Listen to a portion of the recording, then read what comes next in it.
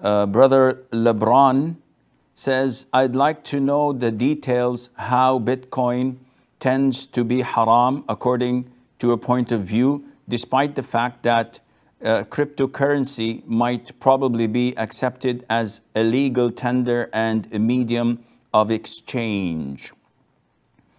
The issue of Bitcoin is a recent one, which means that it is not found or discussed by scholars in the past.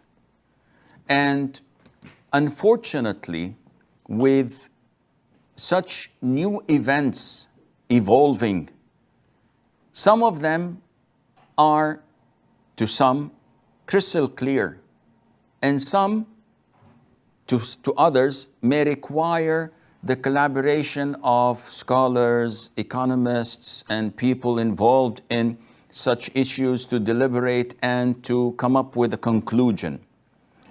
Basically speaking, Bitcoin is something that is recent and new.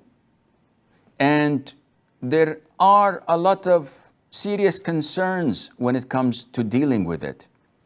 Whether it is from the origin, where it came from, whether from the aspect of sustainability and security. It is known that it was founded in 2007, 2008 by someone that is unknown. And they say that his name is Satoshi Nakamoto. And this person later on, who was supposed to be Japanese, the person with that name denied having anything to do with it. Then another person came from Australia or Canada claiming to be the one who founded it. But generally speaking, no one knows where originally it came from. Not only that, when it started, I think it was like 0.1 cent of a dollar. So one Bitcoin was equal to 0.1 cent, something that is negligible.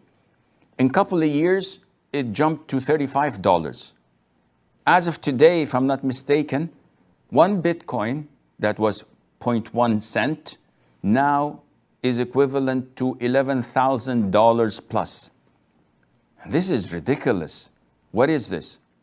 This is not something that is physical, you can touch. It's not a coin. It's not a banknote. It's not a deed. It's not a certificate.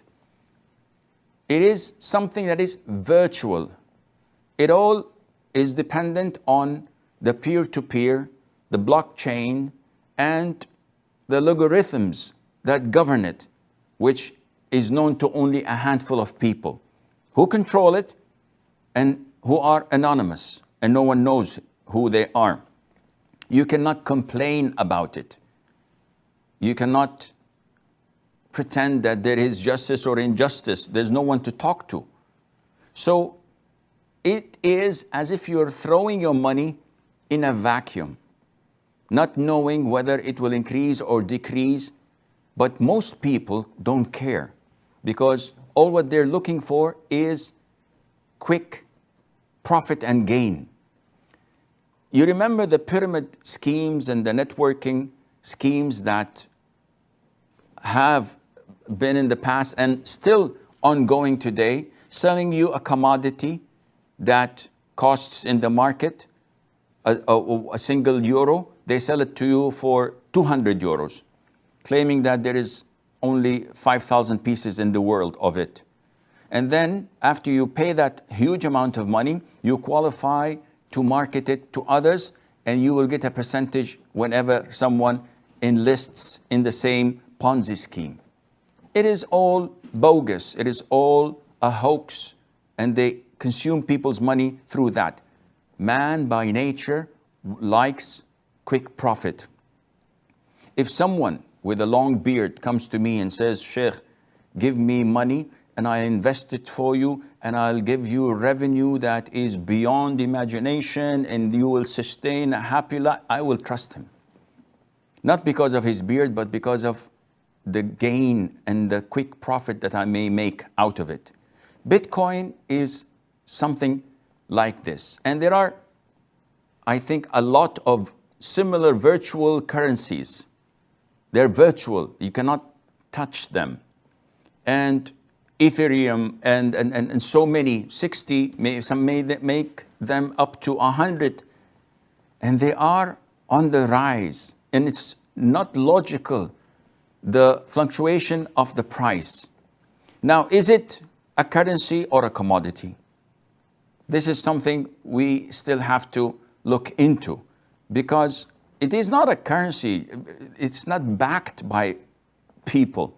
It's not backed by government. It's not backed by central banks or normal banks.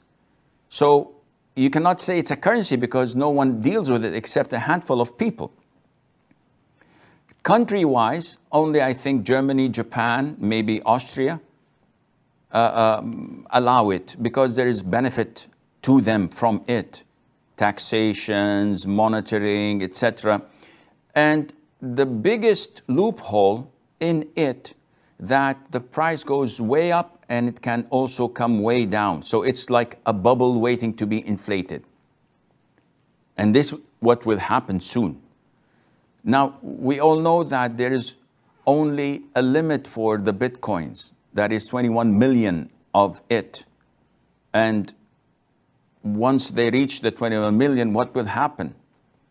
Also, we also know that it remains anonymous when you deal with it. So it's only a code that you're given. No one can trace it, which means that it's an open a gate for money laundering, drug money, haram money.